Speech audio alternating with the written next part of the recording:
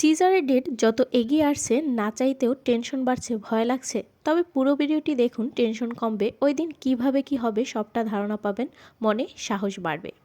প্রথমত, আগে থেকেই প্ল্যান করা সিজারের সাফল্য হার 90%-এরও বেশি। সোজা কথায় নর্মাল ডেলিভারির চেয়ে ব্যথা বেদনা জটিলতা কম।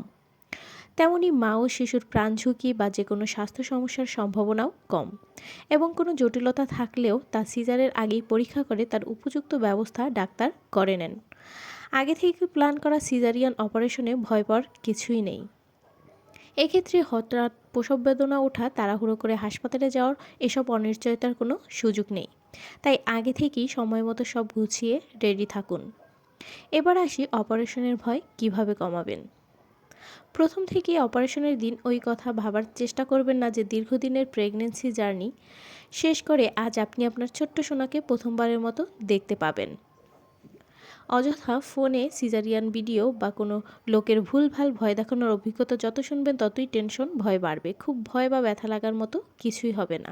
স্বাভাবিকভাবেই আপনাকে ওটি রুমে নিয়ে গেলে অচেনা এক জায়গায় অস্বস্তিকর একটা ব্যাপার একটু ঘাবড়ে যাবেন। কিন্তু এই 5 মিনিট সময় শুধু নিজের অনাগত সন্তানের মুখটা কেমন হবে সেই চিন্তা করুন। এর মধ্যেই আপনাকে পিঠে ইঞ্জেকশন দিয়ে শরীর অবশ করা হয়ে যাবে। তাই এই সময়টুকু নিজেকে শান্ত রাখুন, উত্তেজিত হবেন না।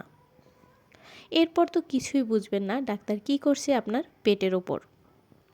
কেউ কেউ হালকা সুরসুরের মতো অনুভব করেন, যদিও হাই প্রেশার থাকলে বা এমনি অপারেশনের শেষের দিকে অনেকের বুকে হঠাৎ ব্যথা অনুভব হলে হাত নাড়িয়ে ইশারায় জানাবেন। এটা স্বাভাবিক ব্যাপার, অনেকেরই হয়। সাথে সাথে আপনার স্যালাইন ও ঔষধ দিয়ে দেবে ডাক্তার। আবার অনেকেই ভাবেন শরীরে অবশ ভাব কাটলে হয়তো খুবই জ্বালা যন্ত্রণা হবে। এমনটা না, আপনাকে সময় মতো ব্যথার ঔষধ ও ইঞ্জেকশন দিয়ে যাবে নার্স। তবে সময়ের আগে ব্যথা অনুভব হলে নার্সকে নিজেই জানাতে হবে, তারা বুঝিয়ে আগে ইঞ্জেকশন দিয়ে যাবেন। কারণ অনেক রোগীর ক্ষেত্রে নির্দিষ্ট সময়ের আগেই বা পরে ব্যথা লাগা শুরু হতে পারে। তাই ভয় পাবেন না, মনে সাহস রাখুন।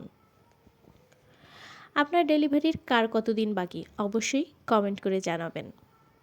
ভিডিওটি থেকে একটু উপকৃত মনে হলে ভিডিওটি শেয়ার করে দিবেন অন্য প্রেগন্যান্ট মায়ের জন্য। আপনার প্রেগনেন্সি জার্নি খুব ভালো কাটুক। আপনার এবং অনাগত সন্তানের জন্য রইল অনেক অনেক শুভকামনা। আরও ভিডিও পেতে আমাদের পেজটি ফলো দিয়ে সাথেই থাকুন। Thanks for watching. ফলো পিওস টিপস।